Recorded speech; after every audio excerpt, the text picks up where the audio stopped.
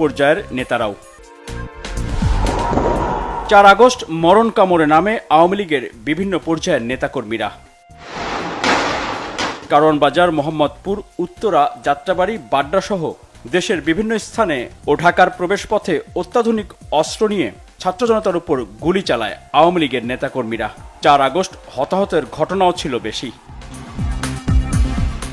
সেদিন বিএনপির ভারপ্রাপ্ত চেয়ারম্যান তারেক রহমানের বক্তব্যে দেশবাসী এবং দলীয় নেতাকর্মী শব্দটিও উল্লেখ করেন।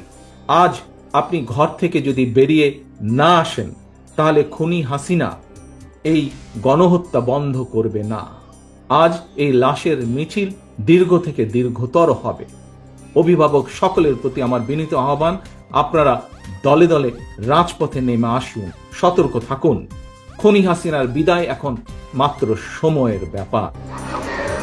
এদিকে রাজধানী ঢাকায় নেতারাও সামনে চলে আসেন। কেউ ক্যাপ, কেউ মাস্ক পরা অবস্থায় রাজপথে থেকে দলের নেতাকর্মী সহ বিক্ষোভে অংশ নেওয়া ছাত্র জনতাকে দিক নির্দেশনা দেন। বিভিন্ন সূত্র থেকে সংগ্রহ করা ভিডিও ফুটেজগুলো বিশ্লেষণে দেখা যায়, বিএনপির সহযোগী সংগঠন ছাত্রদল, যুবদল, স্বেচ্ছাসেবক দল, কৃষক দলের কেন্দ্রীয় শীর্ষ নেতারা এদিন ছিলেন মিছিলের স্লোগানের সামনের কাতারে। শিক্ষার্থীদের সাথে মিশে রাজপথ দখলে রাখেন বিএনপি নেতারাও।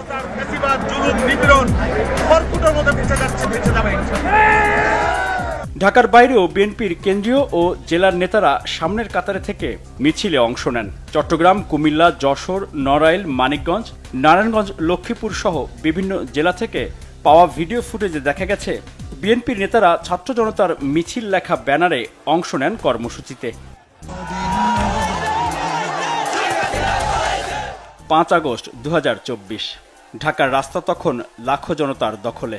এমন সময় বিএনপির ভারপ্রাপ্ত চেয়ারম্যান তারেক রহমানের ভিডিও বার্তায় চোখে মুখে বিজয়ের উচ্ছ্বাস।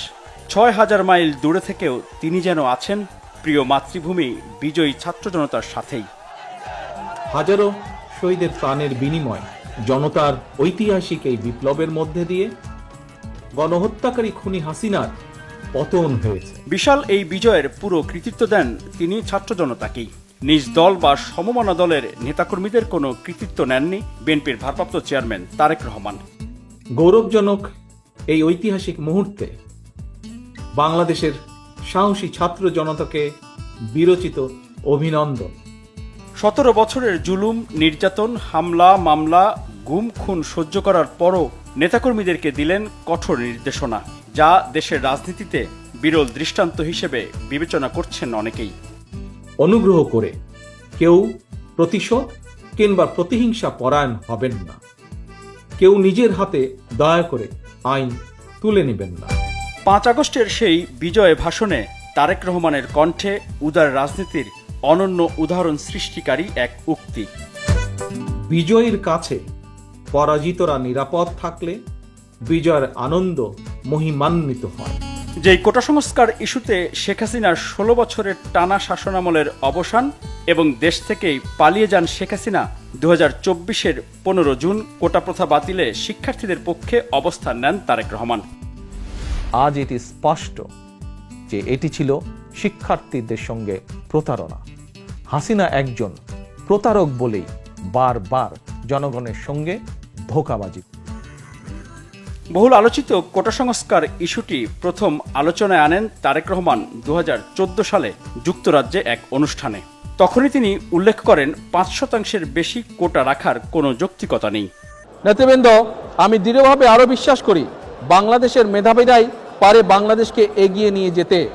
সেই মেধাবীদের জন্য জায়গা করে দিতে সরকারি চাকরিতে কোটার হার কত আপনারা কি জানেন?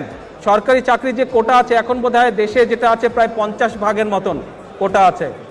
আমি মনে করি এই কোটাটা 50 থেকে কমিয়ে মেধাবীদেরকে জায়গা দেওয়ার জন্য 5% মধ্যে নিয়ে আসা উচিত। এভাবেই কোটা সংস্কারের পথ ধরে বিনা ভোটে ক্ষমতা আঁকড়ে থাকা রাজনৈতিক সংস্কৃতির অবসান হয় শেখ হাসিনাকে খেদানোর মধ্য দিয়ে।